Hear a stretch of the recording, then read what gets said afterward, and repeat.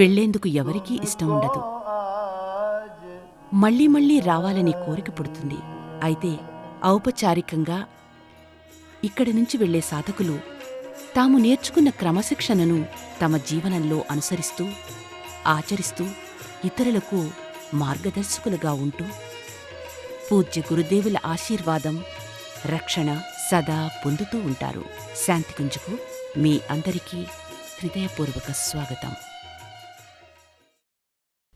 साधना का अर्थ होता है अपने आप को साध लेना. अपने आप को साधना सबसे कठिन काम है. इस जीवन संग्राम में जब हम प्रगति की पथ पर आगे बढ़ते चले जा रहे हैं, तब एक सबसे बड़ा प्रश्न हमारे सामने आता है कि प्रतिकूलताओं से घिरी हुई जिंदगी में हम अपने आप को कैसे साधें. विचार हमारे अनगढ़ भागते रहते हैं. हमारी संयम की शक्ति आज की इन परिस्थितियों में पूरी तरह से निभ नहीं पाती, तो हमारे वास्तव में शक्ति का क्षय होता चला जा रहा है. इसलिए हम अपने ऊपर नियंत्रण नहीं रख पाते. औरों का प्रबंध करना, औरों की व्यवस्था बनाना बड़ा आसान है, परंतु अपना स्वयं का प्रबंध करना, स्वप्रबंधन सबसे मुश्किल है. और जो आदमी स्वयं को साध लेता है वो सारी दुनिया को साध लेता है. परम पूज्य गुरुदेव ने कहा है, अपने आप को साध लेना, अपने आप को सुधार लेना ही संसार की सबसे बड़ी सेवा है. हम औरों की सेवा करने से पहले यदि अपने आप को व्यवस्थित बनाना सीखें, अपने आप को सही बनाना सीखें, तो ये सबसे बड़ा कार्य आज के युग में हम परम पुनित पुण्य का कार्य कर रहे होंगे। संजीवनी साधना सत्र के माध्यम से शांति कुंज के इन सत्रों में एक प्रशिक्षण दिया जाता है कि आप अपने आप को कैसे साधें।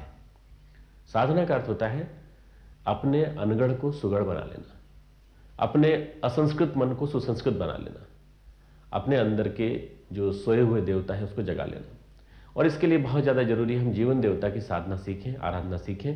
और जीवन देवता लाइफ डिटी जिसे कहा गया है उसको साधने के लिए बहुत सारे उपक्रम बताए गए हैं। इसमें सबसे सहज उपक्रम है संजीवनी साधना।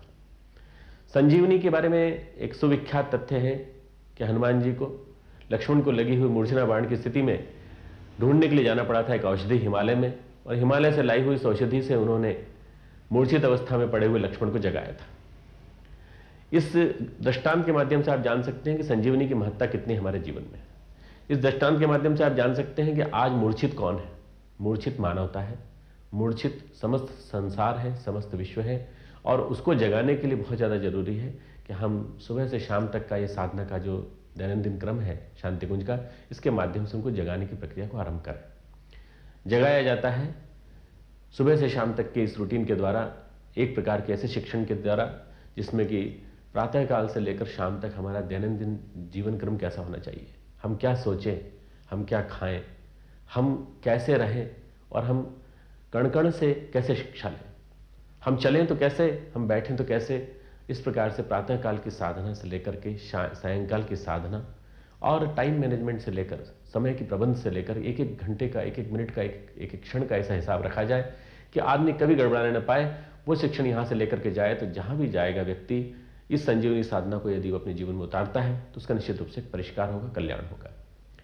दुनिया भर के योग उपचार बताए जाते हैं, प्राणायाम साधनाएं बताई जाती हैं, और भी कई प्रकार के साधनाओं के लिए प्रशिक्षण चला करता है। पंचकोशी साधनाएं, षटचक्र की साधनाएं, तंत्र की साधनाएं। पर यदि सबसे बड़ी साधना गुरुदेव के शब्दों में यदि सुनी जाए तो वो साधना है जिसका नाम है संजीवनी साधना, जो हमारे सोए हुए मन को, हमारे सोए हुए प्रसुप्त अंतःकरण को जगा दे और हमें इस बात का आभास करा दे कि हमें किस कार्य के लिए इस धरती पर भेजा गया है।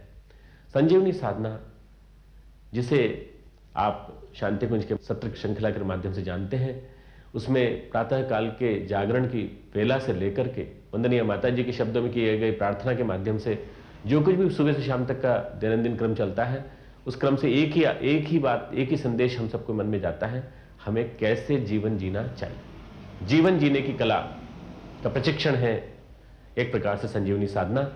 जीवन जीना एक कला है, सोचना एक कला है, जीवन में वास्तव में सही विचारों को आरोपित करना एक कला है। और ये कला यदि हम सीख लें, ये आर्ट यदि हम सीख लें, तो वास्तव में हम सच्चे कलाकार की तरह हंसती हंसाती, खिलती खिलाती, मस्ती भरी, स्फूर्ति से भरी जिंदगी जीते हुए अपने आप को एक साधक बनाते हुए जीते चले जाएंगे। संजीवनी साधना के माध्यम से आपका जीवन श्रेष्ठ साधक के रूप में विकसित हो, पुष्पित हो, पल्लवित हो।